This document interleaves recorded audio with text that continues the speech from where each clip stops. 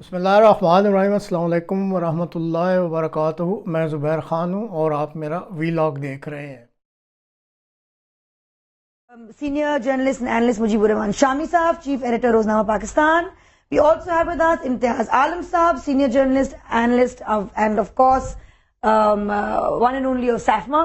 And we have in Islamabad studio Ali Dayan Hassan, Senior Analyst from the Human Rights Watch. Assalamu alaikum all and sundry. ہمارے پاس یہاں پہ ہمارے students بیٹھے ہیں، علی عباس زیدی ہیں، حسن جہانگیر ہیں اور کاظم شاہ ہیں، اور Ali Abbas Zaidi is also the president of the Pakistan youth alliance. آج جو پہلی خبر ہے، جو ظاہری بات ہے we want to discuss because it's really shaken I think Pakistan to the core, اس جب 28 مئی کو ٹیررسٹ اٹیک، اب میں احمدی کیا بلا سکتے ہیں اس کو، یو کانٹ کال اٹ عبادت گاہ، ورزش خانہ، ریکریشنل سینٹر، احمدی کا مندر جہاں وہ شاید بھجن گا رہے تھے، وہ اٹیک ہوا۔ کیا اس کو what is the correct terminology to use over here? میرا خیال امتیاز عالم صاحب اس میں بڑے مشتہد ہیں، وہ بتائیں گے آپ کو۔ امتیاز عالم صاحب کریکٹ ٹرمینالوجی مجھے ذرا کریکٹ کیجیے گا۔ آپ نے بڑی نزیبہ بات کی ہے کہ آپ نے کہا کہ ورزش سینٹر ہے، جم ہے، بھجن گاتے ہیں، یہ بات نہیں، ان کی عبادت گاہ ہے، اور ہر مذہب کے اور فیض کے لوگ، عبادت گاہ، جی فیض کے لوگ جو ہے جو وہ کہتے ہیں اپنی عبادت گاہ کو، کوئی ٹیمپل کہتا ہے، کوئی چرچ کہتا ہے، کوئی مسجد کہتا ہے، تو آپ کو کوئی حق حاصل نہیں ہے کہ آپ کسی کی عبادت گاہ کو کہیں کہ وہ بھجن گانے کی جگہ ہے یا وہ مسجد نہیں ہے۔ اگر وہ کہتے ہیں عبادت گاہ میں ہی بھجن گاتے ہیں، اصل بات کیا ہوئی ہے کہ دیکھیے، لیکن میں صرف یہ کہہ رہی ہوں کہ واٹ از پاکستان میں I can apparently call them according to legally I can call it anything except a mosque. دیکھیں ورشپ پلیس ہے نا، عبادت کی جگہ ہے۔ دیکھیں ہمارے ہاں ایک آرڈیننس آیا تھا 84 میں، اور وہ پھر اپ ہولڈ کیا ہے سپریم کورٹ نے بھی۔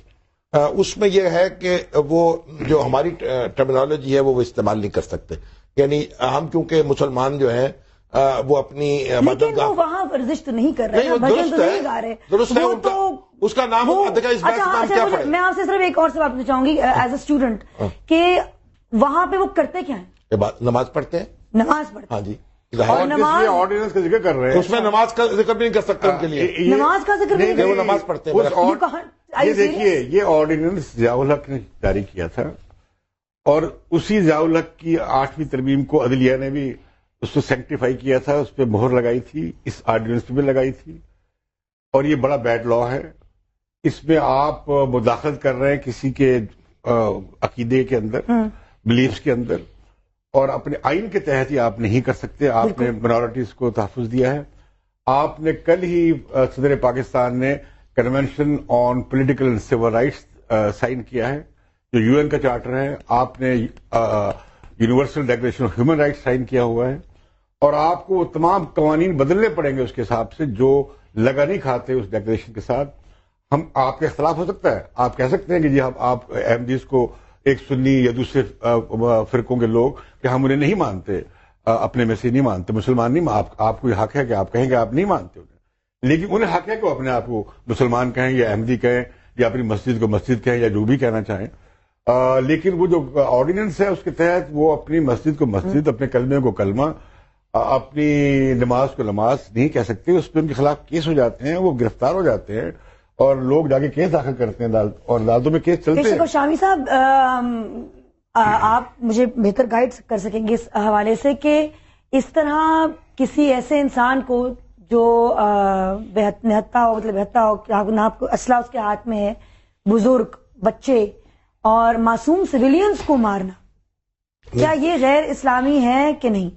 دیکھیں نادیہ، اس اور کیا وہ لوگ ان کو ہم مطلب کیا کہیں گے؟ ایک بات تو یہ ان کو آرڈیننس 84 کا ہے، وہ کہ سپریم کورٹ میں چیلنج ہوا، اس نے اپ ہولڈ کر لیا، یا تو اسے سپریم کورٹ ختم کرے یا پھر پارلیمنٹ ختم کرے، کیونکہ یہ بات تو اصولی طور پر درست ہے کہ جب آپ نے کسی کو اقلیت مان لیا تو اس کے پھر جو حقوق ہیں وہ اقلیت کے طور پر، یعنی آپ ہندو ہیں، مسیحی ہیں، سکھ ہیں، دوسرے لوگ ہیں، وہ جو اپنا کام کر سکتے ہیں، اس لیے ان کو بھی وہی آزادی ملنی چاہیے، اس میں کوئی شبہ نہیں۔ لیکن آپ سے بھی یہ عرض کروں گا کہ جہاں تک تعلق ہے کسی شخص کے مارنے کا، تو قرآن کا تو اس بارے میں بالکل واضح موقف ہے۔ قرآن نے کہا جس نے ایک شخص کو ناحق قتل کیا، ایک انسان کو، یعنی کہا مسلمان کو، ایک انسان کو، اس نے گویا پوری انسانیت کو قتل کر دیا اور اس کا ٹھکانہ ہمیشہ ہمیشہ کے لیے جہنم ہے. تو جن کا ایمان، یہ میں بحیثیت ایک اسٹوڈنٹ آپ سے سوال پوچھ رہی ہوں کہ جن کا ایمان، جن کی بلیف، کی سوچ یہی ہے کہ معصوم لوگوں کو ہم نے قتل کرنا ہے، جن کے ہاتھ میں اسلحے نہیں ہیں،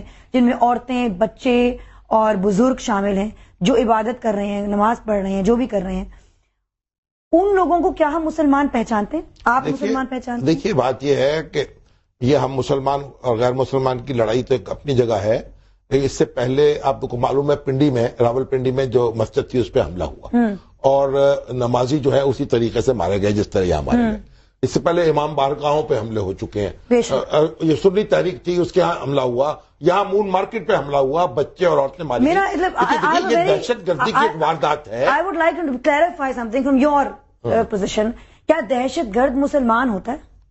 دیکھیے میں ایک اس میں بڑی بحث لمبی ہو جائے گی. مسلمان ہے نہیں ہے، ہم اس کسی کے آپ کے خیال میں آپ کا پرسنل اوپینین، آپ کا صرف پرسنل اوپینین جاننا بات یہ کہ اس میں بڑی لمبی بحث ہے کہ ایک شخص اگر دہشت گردی کرتا ہے اس میں تو کوئی شبہ نہیں، اس کی سزا مقرر ہے.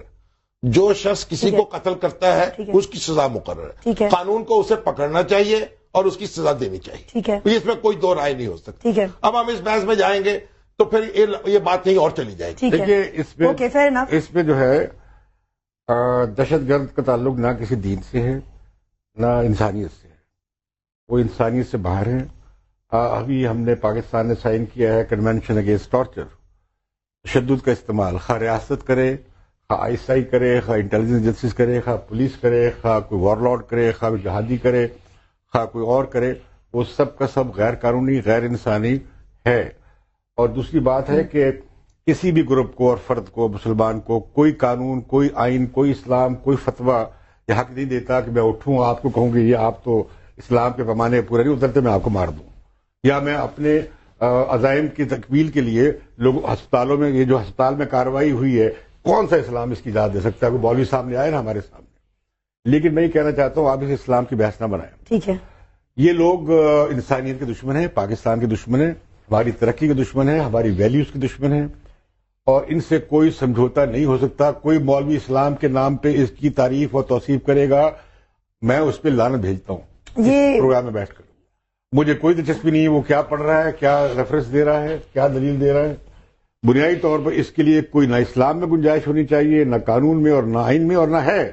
اور یہ لوگ اسلام کا نام بھی بدنام کر رہے ہیں، یہ اسلام کے نام پہ سٹگما بن گئے ہیں، یہ مس یوز کر رہے ہیں.